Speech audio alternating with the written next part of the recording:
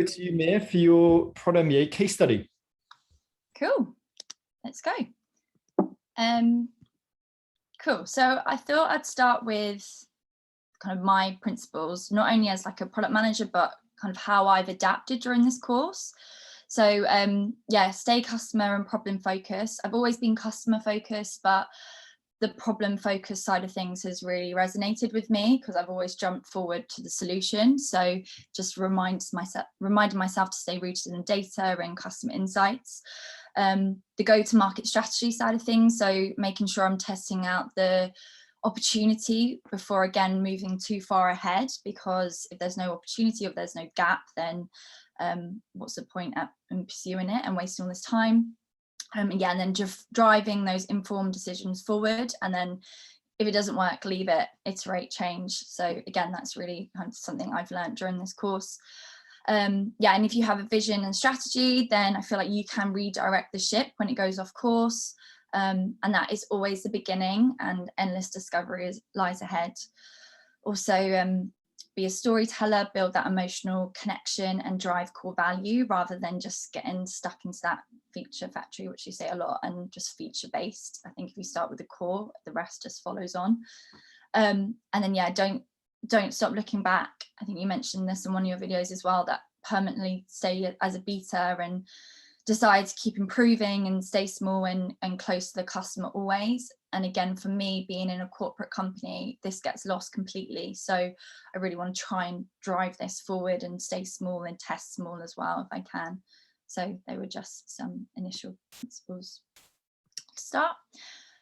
So jumping into it, in terms of kind of the problem area that I looked at and the niche. So I chose freelancers, and I did some initial research on this, but also it was kind of my own personal feelings and people who are close to me that I know are freelancers suffering from the frustration of lacking motivation when working from home each day.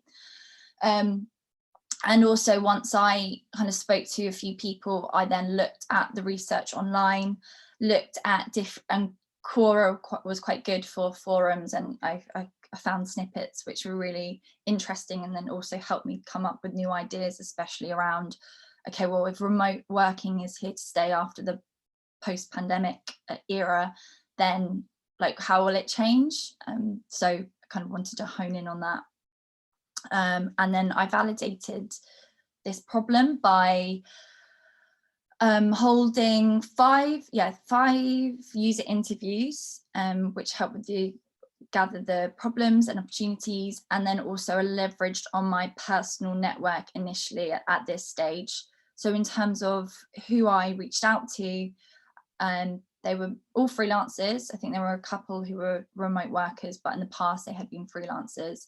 They were all women, so that's probably something I need to improve moving forward, by looking also at men who are freelancers, and then just open the conversation as well, voice notes, text messages to like lots of different people, to try and validate the problem that freelancers are lacking motivation from having to work from home each day.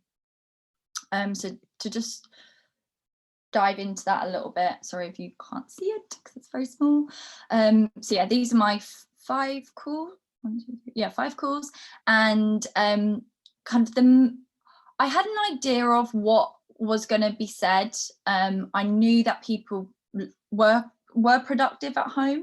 I know that, you know, people do like working from home. I think it's 70%.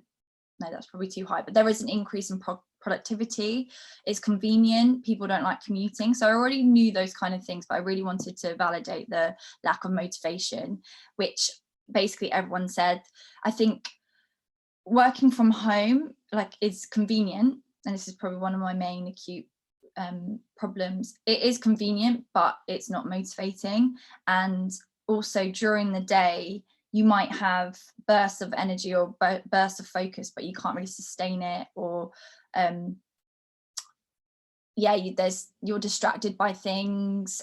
And also another acute problem that I found is if your work environment isn't set up in the right way, then that also impacts your productivity or the way that you work. So someone mentioned that she was having video calls and people are in bed or they're not set up in the right way. So that is, you can't do the right kind of work. You can't do creative work. You can't do deep work. So I also saw that as an opportunity and a gap as well that I could go after. Cool. So yeah, I kind of looked at those two themes really. So lack of motivation and kind of your working environment as well, and turning those into opportunities. Yep. So in terms of moving forward, and actually, sorry, I completely jumped there. Yeah. So I moved into the vision, which was empowering freelancers to do their best work. And then from there, I kind of moved into the opportunity and that minimum viable offer, which I had as: we empower freelancers to do their best work by helping them find the most inspiring workspaces tailored to their flexible needs. So in terms of validating this, I built a landing page, and with this offer to see if people were interested, to see if it resonated with them. And I did an initial outreach. So again, I leveraged on my personal network, but I also posted on Facebook and LinkedIn, just because I thought I'd get something from it. And I did actually, without even trying, people tagged people that they knew, and I had some messages from people I didn't know asking that they liked the idea. So I thought that was quite interesting, and it also spurred me on a little bit, because I was like, okay, well, there is something here for those people. And I think, well, I only got 15 signups, but I feel like the organic leads as well that I got from it were quite interesting. So I kept with it.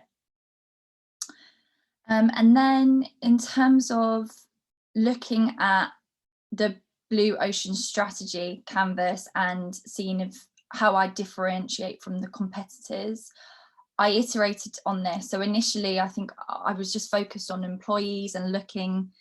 Yeah, I didn't get it right, and I think you also mentioned that I'm not differentiating myself. You couldn't see how it differentiates. So I focused then on the freelancer element, because there is a big community. I think there's loads of freelancers in London itself. So I changed that a little bit, and I feel a lot of the market is very corporate, and they focus a lot on actual companies to try and get a large amount of their employees signing up, and there's a lot of a financial commitment that you also have to provide.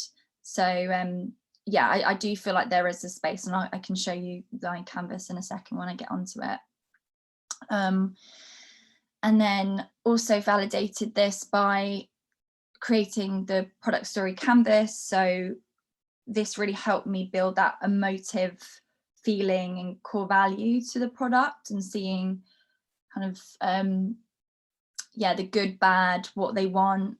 And from doing that, I found that the kind of authority of it all is around the community, and that there's such a big community of freelancers, and you probably all look after each other, because there's a lack of office and company environment, because you're not necessarily tied to an office. So I thought that was quite a good angle as well to proceed with, that community aspect. So these are some of some screenshots. So screenshots of my landing page. That was the first iteration, although I haven't changed it too much actually. So I've been quite lucky in that regard, that I've validated it initially, and then been able to move forward. And then obviously the survey, and then in terms of this is kind of how I feel I differentiate. I don't know if you can see it very clearly, but the blue line is what I'm trying to achieve, and you can, the things that I picked up on is just that inspiring, creative, unique side of things, and community and non-committal options. So I've just put my MBO up here again. So we empower freelancers to do their best work sorry, I need to move my thing. By helping them find the most inspiring workspaces tailored to their flexible needs. And then in terms of vision, just with a platform, which is a mobile app that, but I just put platform for now, for freelancers to discover the best and most inspiring remote workspaces in the city, tailored to their exact needs. So they're similar, but the vision is kind of, I guess, how you're getting there. So yeah, I've put a platform that they can easily find and discover these places. Okay, so then moving on to, does this play? Yeah, it does. Okay, so this is the updated landing page, so I thought I'd add it here as well, because I also, what I found when I was doing the blue strategy, the blue, what's it called, Blue Ocean strategy canvas, and I wanted to focus on freelancers, and needed to make sure that like all the copy was freelancer focused and that it would resonate with them. So I updated the copy and the rest of the branding to match that. But yeah, in terms of yeah, just testing it out, what I did was, like I mentioned, second iteration of the landing page, and this also converted into more signups. The lean canvas to map out the actual business model, which was really helpful just to see kind of how I can start with this solution, but then move forward and make money in the future and have a bit more of a revenue model. And yeah, and then in terms of road mapping, I wanted to, which the lean canvas helped with, is in terms of at the beginning, it's more about building a database and building all of that data, rich data that can also then be used to my advantage in the future, and making it more personalized. And then moving forward, maybe working, what I'd want to do is work with the establishments or work with all the workspaces to see if, firstly, they pay to be on the app or have some sort of commission model, which I will get onto when I get into the strategic roadmap. Then also the customer journey map, which I'll go through in a moment, and testing out the wireframes. So I've put one user here, but I did test this out initially with quite a few users, so I need to update that. Cool. Yeah, so this is obviously just the screenshots of what I've kind of mentioned. So in terms of roadmap, I do get onto that again, so I can, it's larger, so I can go into that a bit more in a moment. But yeah, in terms of the lean canvas, this was really good to just map out the initial business model and to come back to as well. I've just mentioned exactly what I see it initially, and then what it will become and how I can measure it as well. So I found that was just, in terms of the course itself, was really helpful for me and something I could also use moving forward. And then yeah, the landing page, which I've kind of gone through already.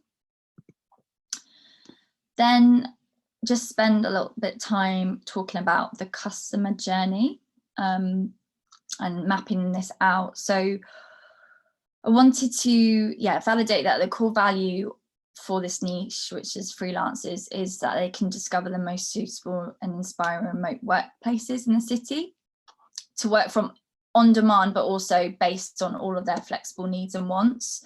And what I found is, so people do, I'm not targeting the people who love working from home, and I'm not targeting the people who love working at the office. I'm targeting freelancers who might be lagging at the end of the day and want 2 hours of focused work and want to change their environment. Or I want someone who has a creative project that they're working on and wants to thrive off the energy of other people, so want to find a workspace that suits them, so kind of personalized to their needs. So that's kind of what I was going for. And in terms of this journey, which you'll see in the wireframes and you'll see in the prototype, is kind of starts off with Natalie, who's at home, I can't actually read this, so I'm going to have to try and remember. Yeah, Natalie, who's at home struggling to concentrate, wants something a bit more creative, a workspace that is a bit more creative. She jumps on the app. She decides she wants to click on, she wants to achieve creative work, so clicks on that button. And then from there on, she can kind of tailor the experience to her needs. So she can filter, decide if she wants lots of plug sockets, if she wants it to be dog friendly. So you can check all the amenities that you need. And then you are provided with like a list of recommendations. On those recommendations, you can then filter again or decide to click into a more detailed page, which gives you a long list of, so description, images, what amenities they have, why is it a creative space, and then a kind of map to get there and a final call to action or a sign up. Cool. So these were my wireframes, which you have seen. And at the top were my initial idea, which I think I was focusing too much on other competitors and what was already out there. And so the initial feedback I had was, how can you make this different and unique and more emotive? So I kind of spun it in terms of, okay, well, rather than initially choosing your location or choosing your generic filters, play on that emotion. So kind of what work do you want to achieve? If you're at home and you want to be a bit more focused or creative, you can jump on the app and it's kind of talking to that core value rather than just any generic app that you can go on Google Maps. Yeah, so these were just the basic kind of wireframing. And then in terms of kind of the last objective, in terms of validating this core value of the product, in which helping freelancers finding inspiring workplaces that suits their flexible needs.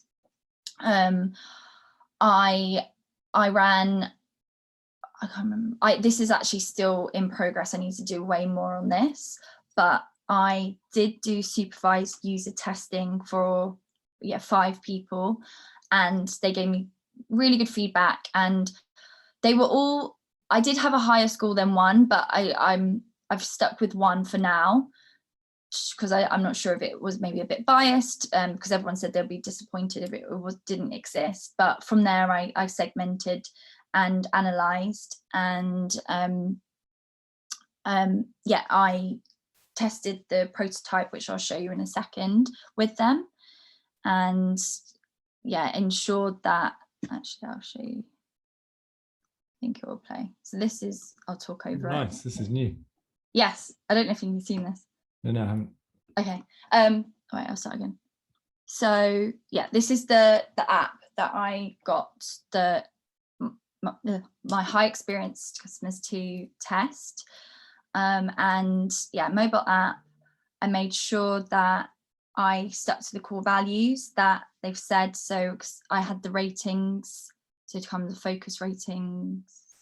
Actually, sorry, I'm going to start again and just walk you through it first. So yeah, this is the kind of landing page, sign up page. Just like an initial page again, just giving a bit more of a blurb.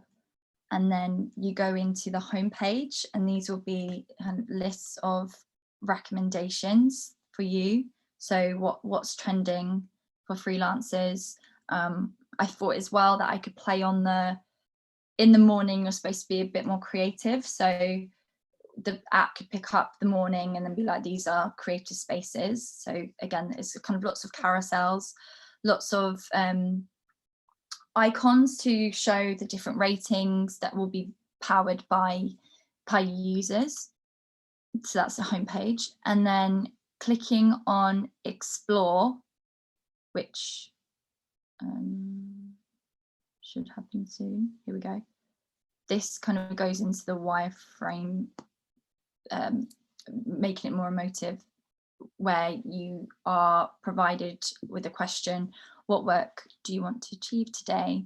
And then you have the different sections. So yeah, do you fancy problem solving work, creative work, focused, analytical, so you can kind of scroll through them. But underneath as well, you'd have kind of more content generate, more, I don't know what you'd call it, like content generated. So you can't read it very well, sorry. So that's definitely an improvement to make, but it says time out and places where you can just like chill and work, libraries, get close to nature. So like different sort of quirkier recommendations. And then the user can click if they fancy being more creative and they want to accomplish that sort of work, they'll tap onto it. Then you have a list of all these workspaces that have been recommended by users because they have a high creative rating.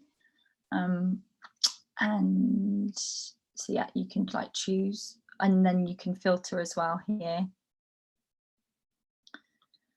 Then let's say you've chosen the first option, and then this is where you can go into a bit more of a detailed listing page. So the images, a description, the amenities, like I said. Also, why is it being chosen as a creative space? Obviously we have the user ratings, but if there's something we can also validate. So for this example, I've said ambient noise and lo-fi music, plants, natural light, that sort of thing. And then yeah, just the reviews as well, and then getting there. Yeah, and then you just grab that. That's as far as I got in terms of designs, and I can give you the feedback in terms of what the users said. So in terms of things to keep doing, everyone was saying, like, even the color scheme, the user flow was easy to use, which is good. Creative, unique, like the whole aspect of clicking, being able to choose a work type. So if you feel creative, then getting a list that's associated to that. The ratings, it felt inspiring, unique. Yeah, so I don't think there's a lot of data, so these word clouds don't look that amazing. But in terms of things to improve, this was really interesting. I definitely got more things to improve, which is a good thing. But I think I changed it, but the readability was really small. The font size was super small and people couldn't read it, so I increased that. They were asking, like, how were the ratings generated? And obviously, if you click into the detailed page, you can tell that, oh, okay, they're from the user reviews, but maybe a bit more guidance on, or like, I don't know, like a tooltip or something, or maybe somewhere to access what they actually mean, which I thought was quite interesting. Access to favorites. I mean, I didn't get to that screen, but someone was saying they would want to jump to it quite quickly, not have it hidden away. But so that could be a good A/B test. So yeah, all of these improvements were really kind of interesting and got my mind going. What else? Oh, okay, this is definitely something I do need to do, and it's an improvement as well, is a final call to action or a final push. So I guess I get them to a certain point, but what's the final deal breaker to get them there? And how are you going to entice me to choose that option over a different option, or how are you going to entice me to actually make that final jump? Which, yeah, definitely is something that I need to do. And something which was really interesting, and I think it's quite a quick win, is share options. So if you're at a coffee shop or somewhere and you want to work with someone, being able to like share that with them as quick as possible and be like, I'm here, come join me to work, which then brings up that community feeling as well. So, sorry, I did speak about some of these just then, but yeah, I've kind of turned these into user stories and maybe short-term kind of wins. So first one is, as a user, I want it to be easy to find my favorites, so I can access my favorite workspaces faster. As a user, I want to see if there are food and drink offers or deals, so I can be persuaded to make that best final decision. As a user, I want to receive alerts from my favorite places so that I can be kept updated on drink offers or when places are empty, because one of my participants said that sometimes they get a bit intimidated if it's really busy somewhere. They want to know that there's space or it's quiet that they can go. yeah, as a user, I want to let other people know where I am so they can join me at the cool workspace I found. And then I felt maybe another quick win was, as a user, I want to see what other freelancers, sorry, that's supposed to say when, I want to see when other freelancers are using the app and sharing their work away moments so that I can feel part of a community. So a bit like Instagram with the stories, someone mentioned that. I have seen it as well, and I always take a picture when I see people do it on Instagram, but if they're with their laptop in a coffee shop and take a shot, something like that could work. So in terms of like long-term roadmap, as a first step, it would be just kind of working on this custom app, making sure it is free and stays free, and building up that data and database. And in terms of KPI, I would want to be tracking like daily active users, monthly active users, who's returning. And, you know, if I have got high traffic, I then can, sorry if you can't see that very well. Anyway. No, that's all good. Okay.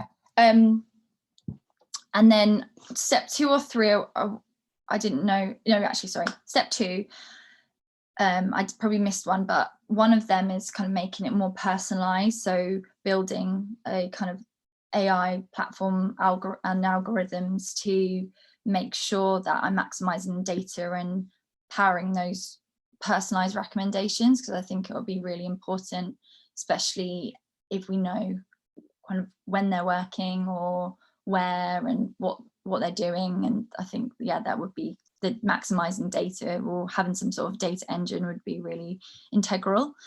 And then as a final step, once I have that rich data set and can prove that, you know, everyone's using the app and we've got a great traffic and great set of data, kind of building a commission model. So working more with the establishments, and is there a way that users could book or reserve places, or they could buy drinks or coffee or something beforehand before they get there, and having some commission on that, or looking at different kind of revenue streams. But I do see that as a final step once we've got that data kind of built up.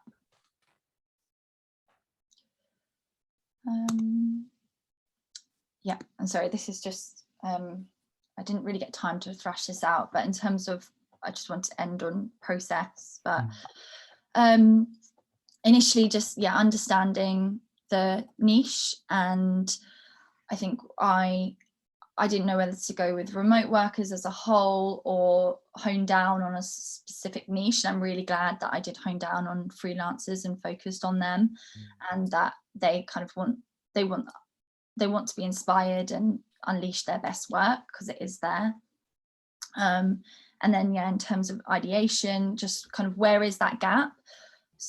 When I did it, I was like, okay, well, I know there's people are unmotivated, but what exactly is it? Because people also really love working from home.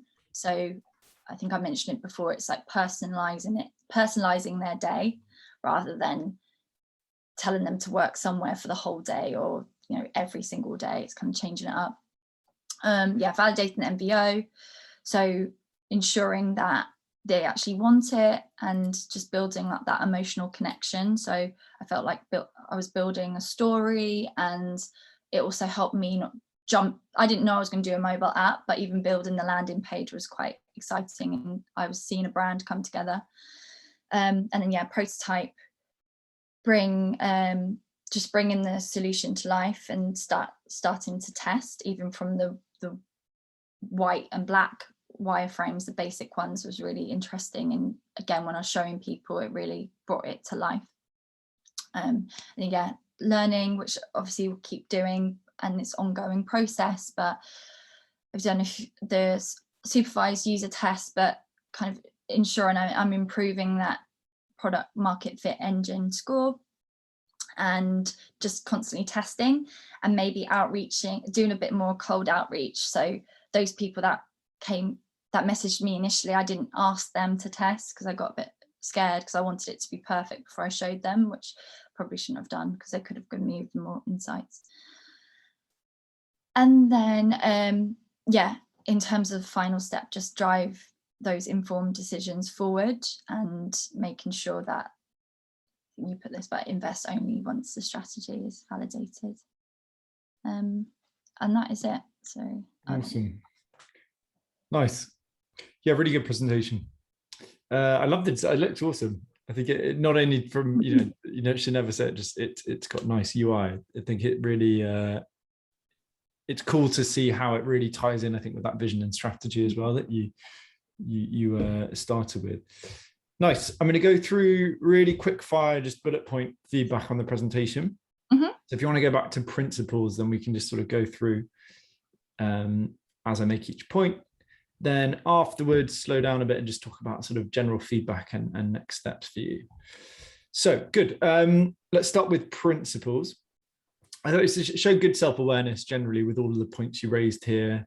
I liked, I love that phrase you said, like, no opportunity, what's the point, right? That's so good. It's such a simple thing, but people, even super senior people forget that. There's no point doing anything unless it's clear why. Great learning around the vision and strategy being your anchor. That's going to serve you really well as a leader.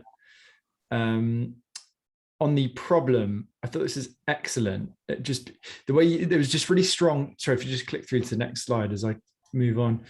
So on the problem, yeah, excellent storytelling. I love the data you pulled in here in the screenshots, like the personal experience you talked about. You got credibility with McKinsey in the corner, your own research. So that it set a really strong picture, and it was, made me curious. It's like, well, what happened next, which is great. On objective 1, good. I liked, again, your storytelling here. It's like, it wasn't just like, you didn't go objective 1, achieve product market fit. You said, so I wanted to validate this problem by doing X, Y, Z. So good storytelling. It was simple and clear. The words you were using were simple and clear, which is great. I like those quote cards you had at the bottom right as well. And simple things like just the tick next to the key result, showing that you did actually do this. These are powerful. On the next slide, the visuals, yeah, good. You talked about the learnings. You talked about, you demonstrated the value of discovery. So it's like, hey, I had an idea, but and then you talked about these insights and how you picked up all these unique new things from speaking to people. And then good, again, how you zoomed in on showing the value again. It's like, I saw this, this is an opportunity. And here were the 2 themes that were really powerful. So again, really strong. If you go to the next slide on vision. Oh, sorry, one after. No, sorry, my fault. Yeah, this just stay here. So there you paused and sort of read out the vision, which was good. One thing I would improve upon, just pause for effect a little bit more and emphasis. You could say the same thing with this, the MBO. You did say it clearly, but just change of tone, and you pause and go, this is the MBO we came up with. We empower freelancers to do their best work, blah blah blah. Right, small thing feels a bit artificial and false. Maybe doing it with me or just doing it on video, but super important. Like, this is massive. This is the most important thing of the whole. If you're pitching this to stakeholders, they need to get this point, right? This is what we're all going to be focusing on for the next couple of years, potentially. So you need to hammer that home. You did that. You sort of went back and forth and you were like, oh shit, I need to cover the vision. If you didn't do that, I was going to say really good bridging, because you went, in terms of moving forward, we then wanted to validate this MBO, which was great. Good storytelling, it all flowed together. Yeah, I got a bit confused, I think. Yeah, you got it back. You bridged it well. I thought on the key results, like great virality. You really undersold that, actually. The fact that you're getting virality through LinkedIn and Facebook without doing anything shows this is an idea that's worth spreading. Right? Again, if you're pitching this, you want people to get excited, right? So you want them to give you lots of resources to go and build something. So it's going like, we didn't even have to market this. I put a few posts up and we were getting organic. People were reaching out to me, right? We've got 15 signups with barely any effort. So I think show that in a more positive light. I thought it was a good learning. You talked about, again, the value of discovery. I felt I wasn't differentiating enough, so changed it. So you're showing that you're pushing yourself, firstly, you're pushing yourself, which is great. It's going to set you so well in future, right? You're not settling for just like fill in a blue ocean, leave it at that. You pushed yourself. And again, you're showing the value of discovery, right? By using all of these frameworks, which was really strong. You're going to be far more influential with other people by doing that. On the next slide, Yeah, it's good. Story canvas and the vision, it was good. You sort of explained what and why these things were valuable. Here again, you paused to sort of explain the visuals, which was nice. The only weak thing I felt in the second objective was the blue ocean. You said, you're sort of surprised by seeing it, and then you said, like, we're the blue line and we sort of focused over here. So, put yourself in their shoes. They may never have seen what a blue ocean is, no idea what it is. You don't need to go super detailed, right? You go, so, we mapped out on a blue ocean strategy how we differentiate ourselves, for example, with this point and this point. So you can stay quite high level with it. Yeah. On objective 3, so just the next slide. This is really strong. Simple things again, the highlighting blue is great. You talked about the second iteration and the improvements you got with that. That's great, because what are you doing? You're showing the value of an iterative process. You're showing that you are open to improvement, right? You're agile, you're leveraging customer insight, these kind of things. And again, lean canvas, you talked about what it is and why it's valuable. On the objective 3 visuals, you could have skipped over this because you sort of talked about it, and then if you get next slide, and then you were like, oh, I feel like I should say something here. Fine to just skip over. You can say we put a strategic roadmap together. We mapped it out on the lean canvas here, and then again we updated the landing page. Simple as that. On the customer journey map, I liked how you talked about who you are and who you're not targeting. I think that's really important. I thought that was good. I couldn't read this at all. Yeah, that's fine. Again, you don't need to. That'll be one of my general points to come to later. Maybe getting a little bit into detail too much. Okay. On the wireframes, I thought this is nice. I mean, it looks good. You talked about your learnings again, so you're demonstrating the value of your process. I liked how you compared it, the old version to the new version as well. And obviously, we don't have that much time in this, but if you're going to be presenting, your wireframe, I think that's important, right? You'd go through in detail, here's why we made these decisions, for example. On objective 4, it's on the next slide. Yeah, good. You gave like a nice high-level introduction. Only criticism, product market fit engine. You simply said, I did get a higher score than 1. In my mind, I'm going to go, I've got no idea what product market fit engine is. Is 1% good? Is it bad? So you just qualify it a little bit more. If you're introducing concepts to people, they've got no idea what it is, or they've got misconceptions. So you just want to come in like, same thing with MBA, like, what is it? Why are we using it? And then qualify. So is 1% was a good start, for example. You could simply say, we got some really good initial feedback. 50% said they'd be disappointed if they, if we didn't build out this product, for example. And it's fine, just general point actually on the score, it's fine if it's high. It shows you've found a good opportunity space. Obviously, the big question is then delivering on that. But it seems to me that, you've got to this point and you've ticked all the boxes actually with the offer, which is great. That's really rare. You've got a 1 in 10 chance of actually doing that. So that's great to see. On the prototype, yeah, I loved it. Really good walkthrough as well. You explained the decisions that you'd made.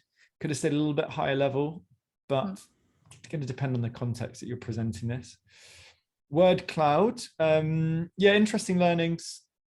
Again, you didn't need to go into, go through all of them. I would just give maybe one example from each. On the roadmap, I thought that was good. The long-term roadmap particularly.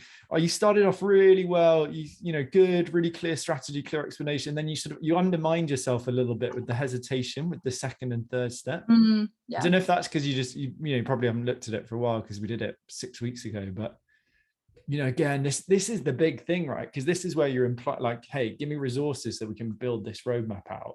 It's got to be so strong. It's got to be really, really strong. And they need to buy into you, right? They need to trust, right? Mia's got her shit together. She knows exactly what she's got a clear plan. Let's help her out.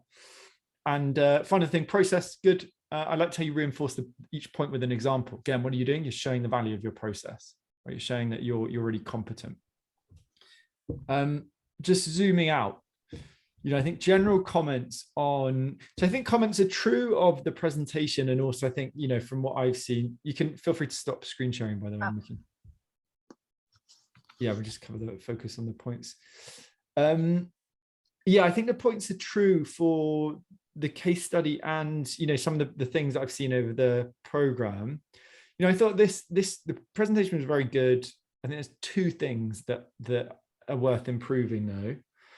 The first one is just staying more high level. So like we ran over, it's fine to run over in this context. Like it was 25 minutes. But again, if you're going to be doing presentations internally, you got to learn how to stay, it's a balance, right? Stay high level enough whilst, hinting, giving one example here and there, telling a little bit of an anecdote here and there. For example, good example of this was the customer journey map. Like you went into each point, which, we're 15 minutes in. If you're going to be pitching this to, a team or stakeholders, they're just not going to take it away. They're not going to take away like all the points. You want to sort of find that balance. And remember, they're going to ask follow-up questions. You want to leverage their curiosity. So, you don't need to explain the whole product market fit engine process, just high level, like what it is, how we used it, what the results were. They're going to come in with a question if it's really important. So leverage that, right? Your presentation is quite short and punchy, and then you're going to get those follow-up questions after. So I think that'd be point one, is stay high level. Second thing, I think this one's applicable generally as well, is, you've got the competencies, right? That was an awesome presentation. The substance behind it was great, right? Which is the work you've done over the last 10 weeks. I felt at times you undermine yourself though. For, an example would be lacking confidence in how you speak at times. I don't know if someone's commented on this at work, but it's like, so you'll say something and I'm like, awesome. And then you sort of under your breath, so you go like, you read something out and then you're like, I don't know what to call it. It's these small little, which is not a big thing, right? I'm going to always push you on things, but what it does is undermines and distracts a bit or deflects away. Yeah. I think when you're presenting, people are looking for you to be confident. We're never going to feel full confidence in anything. We're always going to have self-doubt and imposter syndrome, like whoever you are, whatever situation you're in. But people are looking up to you always, right? They're looking for you to be the calm, centered person. So even when you're not feeling it, I think one tactic that I would like take moving forward is just try and keep sentences short. So, you say a thing and then pause. I think in your case, your brain was working. So like, did I say that the right way? Or, could I have done this better? Yeah. So I think just don't overthink it essentially. Because again, you've got the foundation, right? You've got the competencies, you've demonstrated over the last 8 weeks, like you've got, really strong foundation. So be confident. Yeah. Right. And whenever you're presenting again, just sentences concise, confident, don't undermine yourself. Don't worry if you forgot something as well at times. Yeah. And then I think, other point, as I said, I think general comments from the 8 weeks, I think, it's been great having you on. Like you've stuck with everything. You've been in almost every single session. The offer is very strong. The prototype, I think, is the best of the cohort in terms of how it looks, but also how it serves the audience. I think it's super strong.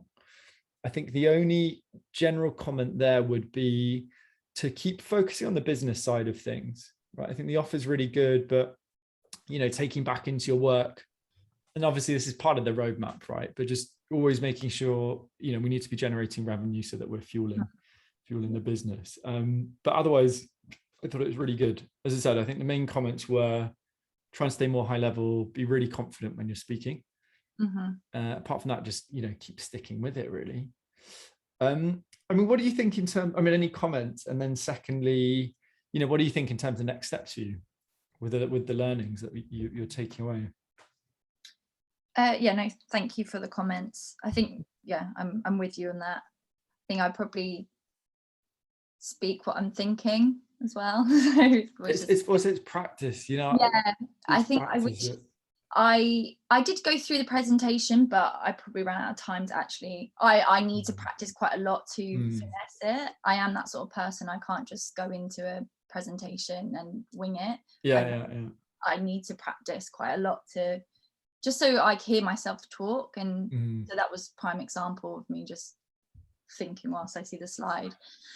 But I've really enjoyed it. I've kind of surprised myself in terms of I didn't even think that I would have this idea and what now has come from it. So I was quite proud about that. And yeah, no, it's been really good. I've learned a lot. The only thing that annoyed me is just at work, I had such a massive change. So I felt like that took a lot of my focus sometimes. But other than that, yeah, no. Oh, no, honestly, you wouldn't have noticed it, because you're in almost every session. As I said, the offer's really strong. Like, it's a proper, genuinely differentiated and valuable offer. Like, as you can see from people interacting with you in the product market fit score. So you've delivered on all of the work with it. I think now it's really about applying everything you can at work, right? In terms of the vision, the strategy, maybe running a few workshops as well. So on that, what I'd suggest as a specific next step is we're going to be introducing a lot more sort of ongoing community events. I think what I'd like to see from you is, so one of the weekly Ask Me Anything, it's going to be like an open Q&A. I'd like to see you within the next month. I'll be posting more about this in 10 days, but in the next month, join one of those calls having applied something, right? And then you can come to that. Exactly. Okay, yeah. So then you can come to that call saying, right, this is what I did, didn't go perfectly, any advice, right? So that we can improve upon it next time. Yeah, I am having that at work at the moment, where it's just so different. It's different from everything you've taught, in terms of you just get a laundry list of what they want. So I will join next month and try and show how I've applied trying to fit it to a problem. But it's not going to be perfect. So, stuff like apply what you can. So like, there's no reason not to be doing the vision and the MVO stuff, because it doesn't take that much time, right? You can do it on the side. And then, if your stakeholders don't buy into it, there's only so much you can do. Yeah. You may just find, again, it's also put your career first, right? So apply what you can. You might find in a year, 2 years, you're frustrated, but at least you've applied a lot of these key product principles. And then you say, this isn't the place for me to grow, or actually you're having, more impact. Yeah. That's largely out of your control, but what is in your control is building up the skill set and putting these things into practice ultimately. Yeah, for sure. Nice. Well, let's do that then. I'm going to follow up then. So let's aim for, let's say, mid to third week of September, that we get you on one of the AMAs and that we can talk about what you've applied in practice. Cool. Yeah. Awesome. But yeah, me, honestly, like, I always push everybody. So I think that's not to say presentation I thought was very good. I thought the content was very, very strong. But it's just those two things. Yeah. And sort of soft, some of, that stay high level, keep things simple, and then be really confident. Right? So, you've shown you've got the goods for it as well. Yeah. Awesome. Yeah, you're right about the business side of it as well, in terms of making sure that there's kind of a business model behind it. Yeah, definitely. Awesome. Well, have a good weekend, and then I'll see you on the AMA in 4 weeks or so. Perfect. Thank you so much. Cheers. Bye.